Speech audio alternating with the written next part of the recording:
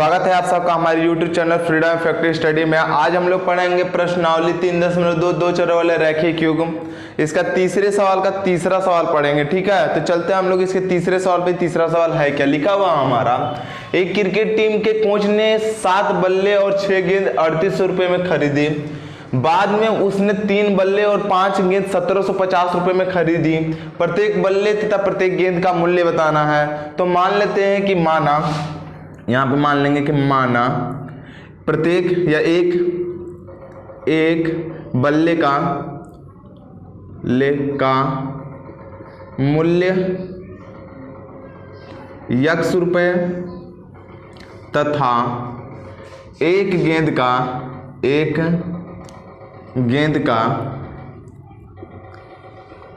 का मूल्य y रुपये, ठीक है। इतना बात ध्यान रखिएगा। एक बल्ले का मूल्य x रुपया तथा एक गेंद का मूल्य y रुपया। अब बोला है कि अगर 7 बल्ले और 6 गेंद का मूल्य, लिखेंगे 7 बल्ले ले तथा 6 गेंद का मूल्य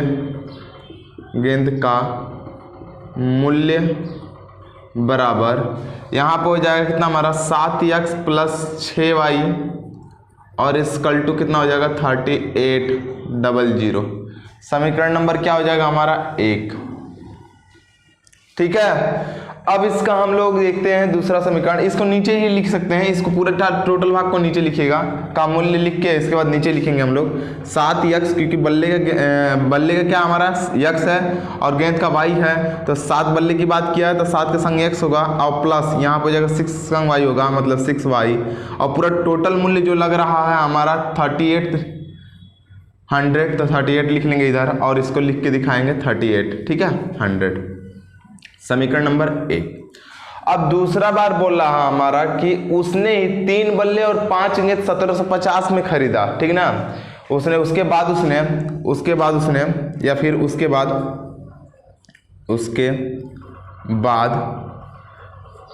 उसने 3 बल्ले ले तथा 5 गेंद 1750 में खरीदा, 1750 में खरीदा, ठीक है। तो यहाँ पे हो जाएगा कितना हमारा 3x प्लस यहाँ पे हो जाएगा 5y इक्वल टू 1750। समीकरण नंबर हो जाएगा हमारा 2, ठीक है। ये हो जाएगा हमारा समीकरण नंबर 2। अब लिखेंगे समीकरण 1, मतलब समीकरण 2 को अगर हम लोग इस साइड कर लेते हैं, समीकरण 2 से लिखेंगे, समीकरण 2 से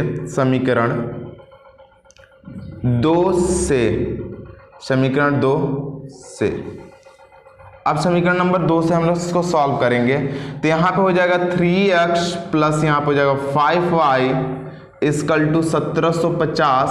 अब इसको इस साइड कर लेते हैं तो कितना हो जाएगा हमारा, यहाँ पे हो जाएगा कितना हमारा 3x equal to 1750 minus 5y, और ये 3 है उधर जाके भाग हो जाएगा, मतलब x बराबर यहाँ पे हो जाएगा 1750 माइनस यहाँ पे हो जाएगा 5y और y कितना हो जाएगा हमारा 3। ये हो गया हमारा समीकरण नंबर, ये 2 था तो 2 ही रख लेते हैं हम लोग। अब लिख लेंगे इस बात को, यहाँ पे है कि यहाँ पे देखिएगा लिख लेते हैं हम लोग x का मान, x बराबर जो दिया हुआ हमारा कितना 1750 माइनस 5y और बट्टे में 3 समीकरण 1 में रखने पर अब रख लेते हैं हम लोग मान। समीकरण नंबर 1 ये है तो यहाँ पर 7 हो जाएगा और कोष्टक में यहाँ पर 1750 x की वैल्यू रखना है, तो 1750 माइनस यहाँ पर हो जाएगा 5y और बट्टे में कितना हो जाएगा हमारा 5y के बाद यहाँ पर हो जाएगा 3, ठीक है। और यहाँ पर प्लस दिया हुआ है हमारा कितना 6y, तो 6y लिख लेंगे और इक्वल दिया हमारा कितना 3800, तो 3800 हो जाएगा, इस बात को समझिएगा आप थोड़ा सा। इसका मल्टीप्लिकेशन इसमें कर लेंगे तो यहाँ पे हो जाएगा कितना हमारा, 7 से गुणा कर लेते हैं तो 0 हो जाएगा, 7 5 35 और 7 7 49 और 3 49 3 52 और यहाँ पे हो जाएगा 7 एकम 7 और यहाँ पे हो जाएगा 5 7 5 12, यहाँ पे हो जाएगा 12, ठीक है। और माइनस यहाँ पे हो जाएगा 35y। अब देखिए ये दोनों का एलसीएम सा, इसका मतलब 3 से गुणा इसमें हो जाएगा तो प्लस हो जाएगा 18, 6 में 3 का गुणा करेंगे 18y इक्वल टू, ये 3 का इसमें गुणा हो जाएगा तो कितना हो जाएगा हमारा 0 0 और 8 में 3 का गुणा करेंगे 24 और 3 में 3 का गुणा करेंगे 9 और 2 11, 11,400, ठीक है।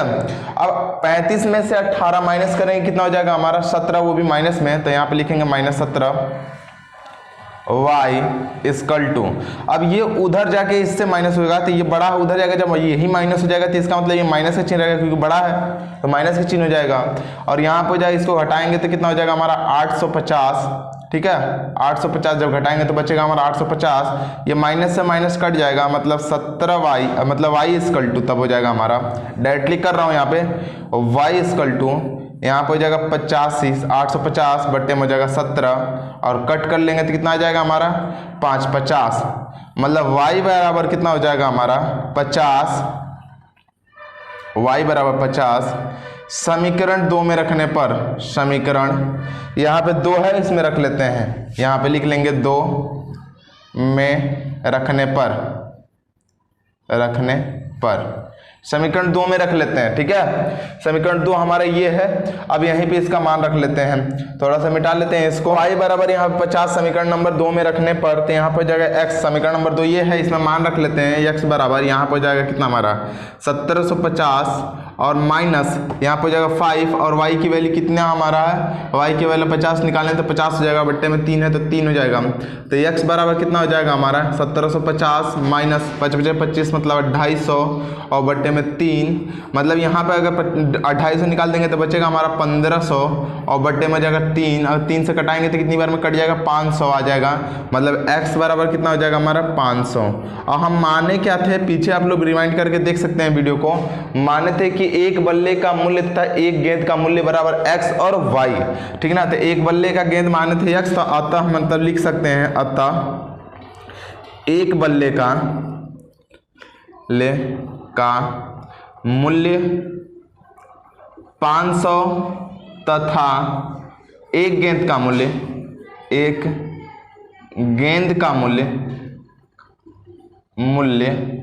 50 रुपए, ठीक है। और यही हमारा आंसर होगा, इस बात को ध्यान रखिएगा, यही हमारा आंसर होगा, ठीक है। तो ये हमारा हो गया सवाल खत्म। एक नगर में टैक्सी के भाड़े में एक नियत भाड़े के अतिरिक्त चली गई दूरी के लिए भाड़ा शामिल किया जाता है। 10 किलोमीटर के लिए भाड़ा 105 रुपया है तथा 15 किलोमीटर के लिए भाड़ा 155 रुपया है। तो नियत भाड़े तथा प्रत्येक किलोमीटर भाड़े क्या होंगे और एक व्यक्ति 25 किलोमीटर के लिए कितना भाड़ा देगा, ठीक है। तो सबसे पहले इसको हम लोग मान लेते हैं, ठीक ना, इसको ध्यान से देख लीजिए, मान लेते हैं। माना, सवाल बहुत ही अच्छा है, अगर इसको करेंगे तो बहुत ही आनंद आएगा, ठीक है। इसको देख लीजिए, मान लेंगे कि माना ठीक ना, टैक्सी का नियत भाड़ा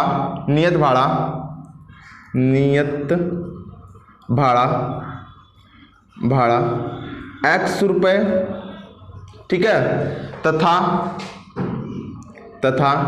उसका टैक्सी का किलोमीटर पर अतिरिक्त भाड़ा या अतिरिक्त भाड़ा